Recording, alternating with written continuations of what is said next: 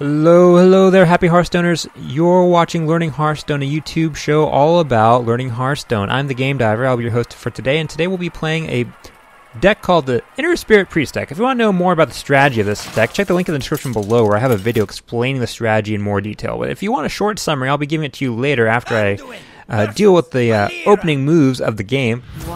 Let's take a look at the game, what's happening right now. I got to make some mulligan decisions. I'll be playing against Mal5, a rogue, level 21 on the ranked ladder, as am I. And I'm looking right now for minions that are cheap. Not cheap spells, not expensive minions. This is an expensive minion. This is an expensive spell. These are cheap minions. I'm keeping the cheap minions and mulliganing the other cards out. What will I get in return? Hopefully cheap minions? Kinda. Let's take a look at these cards. For those of you who are not intimately familiar with every single card in this game, I've got a 2-mana Frostwolf Grunt, 2 attack, 2 health with taunt. I got a second one, and I got a 3-mana Arn for a Grizzly, 3 attack, 3 health with taunt. I got a Lightwell. It's kind of a card I want. 2 mana, 0 attack, 5 health. At the start of your turn, restore 3 health to a down-trending character. I like this card more right now if it had attack, because that's kind of what I want early on. I've got a 0 mana, the Coin spell, gain 1 mana crystal this turn, and into my hand comes a 1 mana Norshard Cleric. Whenever a minion is healed, draw a card. I've got 1 mana this turn, potentially 2 if I coin out. I'm going to coin out one of my Frostwolf Grunts and my turn. Okay guys, so I said I was going to be playing the Inner Spirit Priest deck. What is the Inner Spirit Priest deck? I'm going to summarize that for you real quickly. It's called Inner Spirit Priest because Inner Spirit Priest is a portmanteau of the names of 2 cards that are essential to the Priest deck and which are essential to the win condition for this deck. Divine Spirit and Inner Fire. Divine Spirit doubles a minion's health. Inner Fire sets the attack of a minion equal to its health, so you can combo these cards on a minion that already has a lot of health to give it even more ridiculously high amounts of health and ridiculously high amount of attack.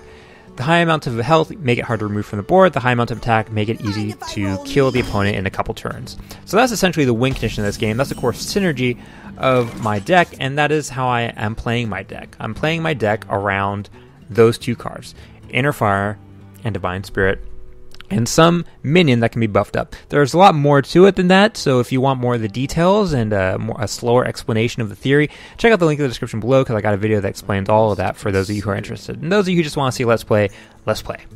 So the rogue, Mal5, plays a 2-mana Loot Hoarder to the board, 2 attack, 1 health, Death Rattle, draws a card. It's one of those cards that draws a card.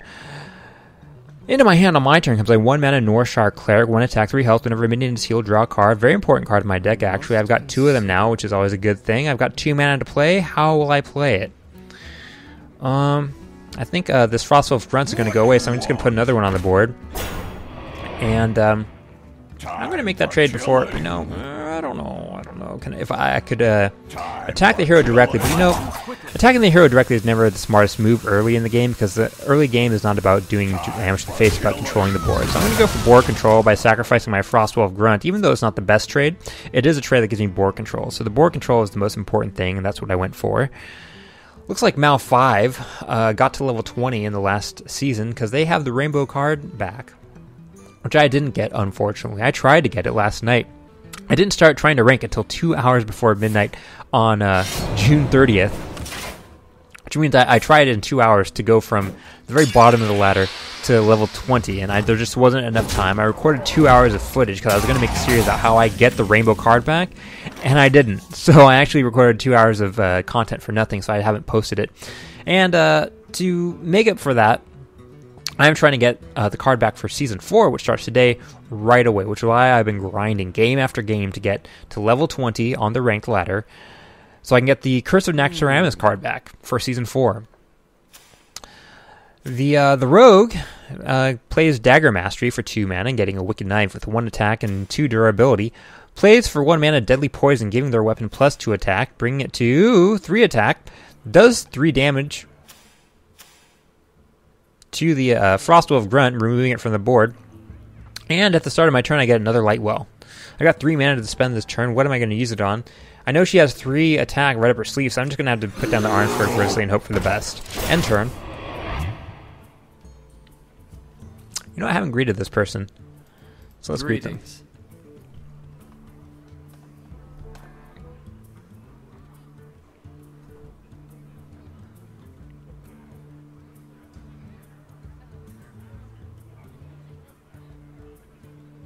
So many options.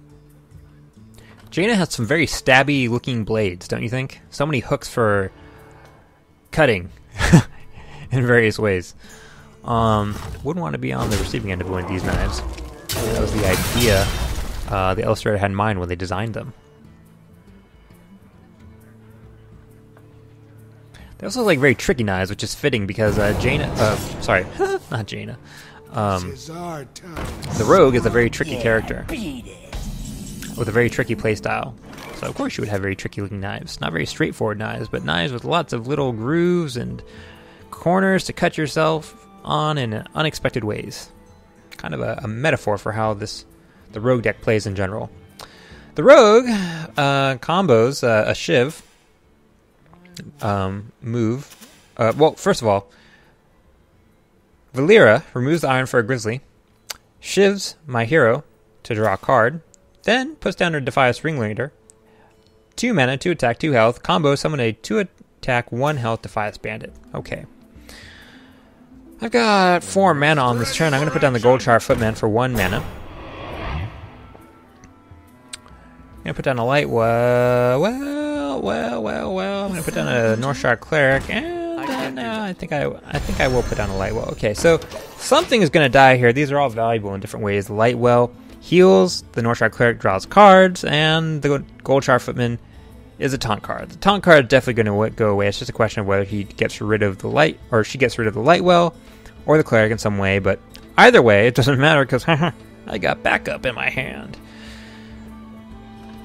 So really, I just want to play as many cards to the board as possible right now to increase the chances that something survives. And so long as something survives, I'll have something to play on the next turn. As long as I have something to play on the next turn, there's hope that I can turn this game around, gain tempo, and win. Valera plays Betrayal, 2 mana, force an enemy minion to deal with damage to the minions next to it. Okay. Plays it on the Goldshire Footman, causing it to do damage to the cleric. I don't know why she didn't play it on the cleric, because then the cleric would have done 1 damage to the Lightwell and the Goldshire Footman. I mean, if you were going to play the Betrayal. This guy's toast. Okay. Plays a 3 mana SI Agent, 3 attack, 3 health. Combo deals 2 damage. Gets rid of the Northshire Footman, or the Goldshire Footman, get those mixed up. And then Defias Ringleader destroys the Northshire Cleric, and the Defias Bandit attacks my hero. All I've got now is the Lightwell. Okay, at least I got the Lightwell. I got 5 mana this turn, it's just a question of how to spend it. I have the choice of putting doing nothing to save up Lightwell and Inner Fire for a better situation, or I can just claw for every bit of board control by using all the cards in my hand.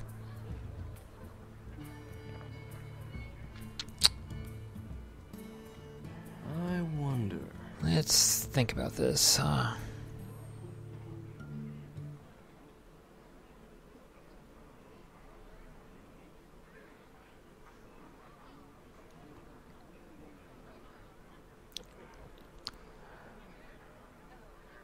Okay, we try Inner Fire on the Lightwell.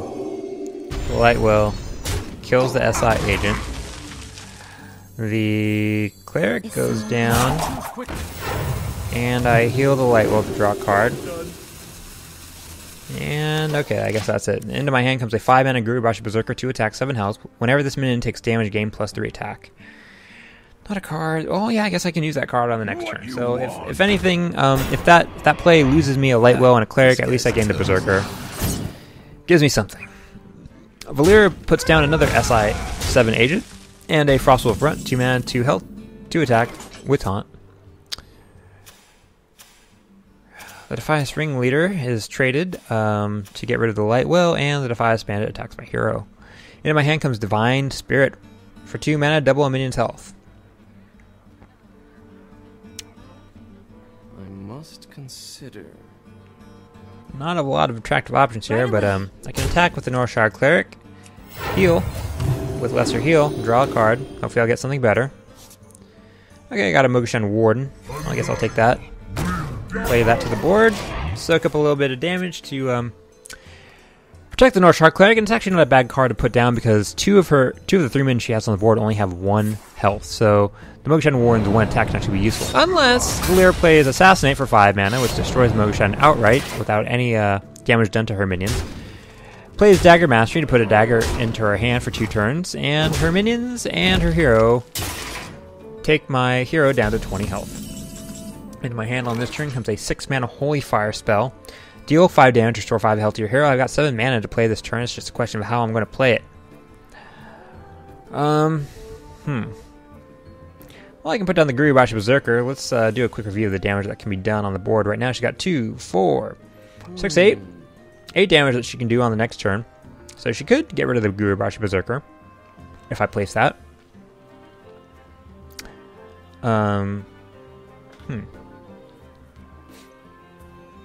I'm worried about buffing the Gurubashi Berserker because the rogue has a lot of removal cards, so she could just remove the Gurubashi Berserker outright without the Gurubashi Berserker being able to do any of the damage that I put on the board so that it could do. How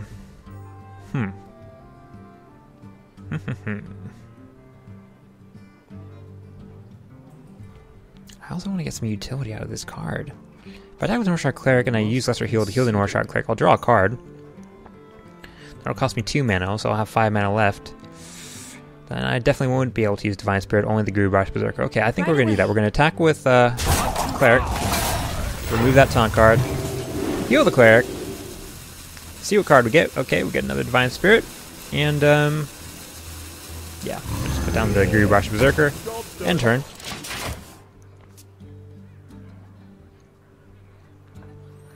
I may lose the Cleric, but at least I've used the Cleric to draw some cards. Okay, yep, she uses her other Assassinate to destroy the Gurubashi Berserker, unfortunately. Handle it.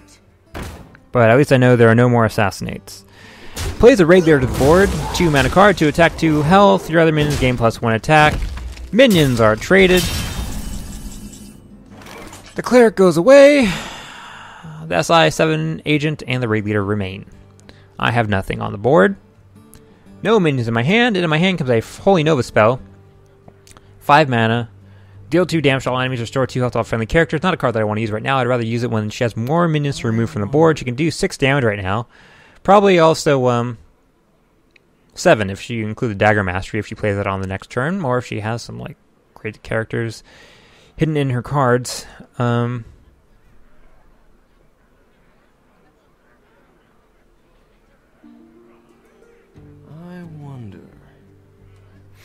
I only got 15 health. An argument could be made for using Holy Fire to dispatch this SI7 agent, but you know, I wouldn't want to waste it. She has something better up her sleeve. I think this is just one of those hard situations where I want to do something, but it's best to do nothing. So I'm going to use Lesser Heal on the hero and my turn. Not drag it out too much. See what she does next and hope that I get better cards on the next turn. Also, if she plays more minions to the board, that will make Holy Nova a better value to play. Because this is an area of effect spell, best used when you have lots of minions on the opponent's board.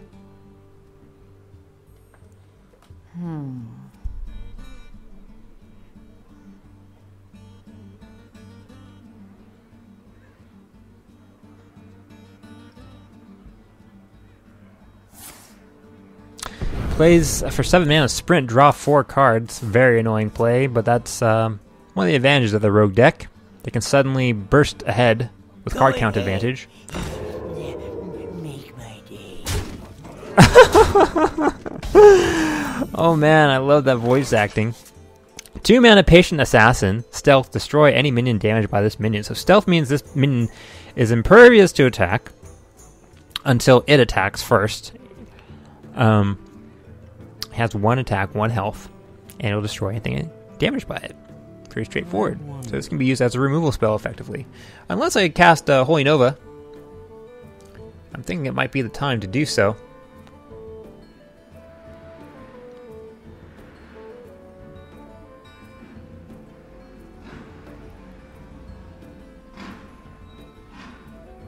I must consider.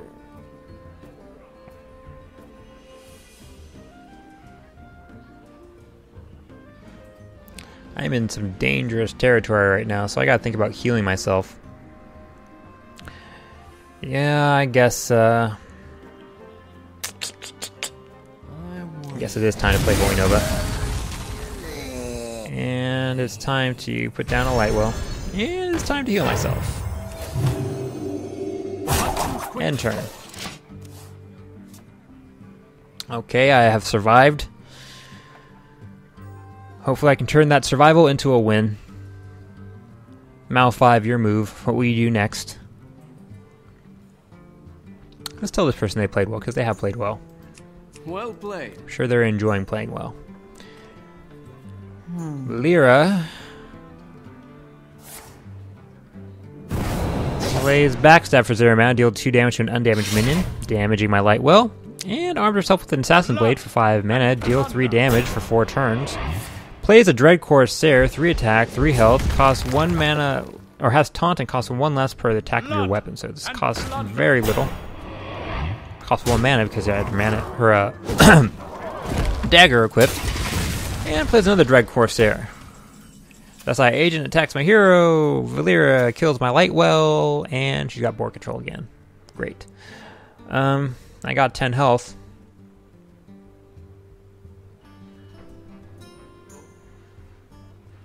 What I really need is to draw cards. I must consider.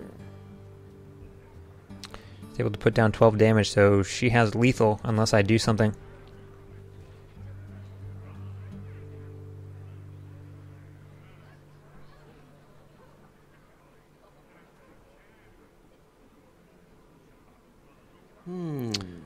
I think, Holy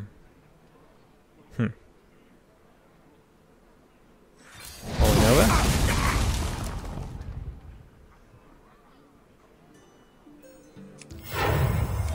Heal.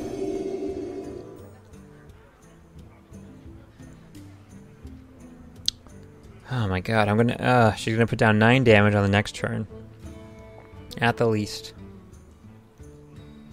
Gonna have 3 health left. Will I be able to survive? Oh. I'm almost tempted to put Power Word Shield on this Dread Corsair here, because it might be more important for me to draw a card. So, yeah, do what it takes to survive. Okay, I got a 6-mana Boulder Fist Ogre.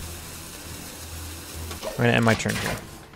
Hopefully, on the next turn, I get a taunt card to keep my butt alive a little longer, so I can get to level 20. Okay, they play 1 mana Deadly Poison, give your weapon +2 attack. Now raising it to 5 attack, they play Headcrack for 3 mana, deal 2 damage to the enemy. Do they have lethal? Oh, beats me within an inch of my life. But, guys, look at this. 4 mana into my hand, comes a Mogashan Warden. Taunt card. 1 attack, 7 health, baby. I hope she doesn't have a Shiv. Okay, I think the right play is choose Holy Fire. Just take some damage off the board. Restore some health to my character. Yes! I am staying alive, guys. I'm staying alive. There's still a chance to pull a win out of this. Spent all my mana. Have to end the turn. Tell them well played. They could be telling me good game because they have a way to kill me, but I think I played this fairly correctly. Okay, play Flan and Knives. Deal 1 damage to all enemy minions for 3 mana. Play Headcrack, deal 2 damage to my hero. Oh my god, they're so close to killing me, it's not even funny. Guys, if I pull a win out of this, it'll be awesome. This would be the most awesome way to get the card I want. But it's not going to happen. Well played. Okay, can't win them all. Can't seem to win any for these last couple games. Inner Spirit Priest deck has not been performing well in the last couple games. But guys, I've come this far. I am going to win a game, get to level 20, and get that Curse of Naxxramas card back.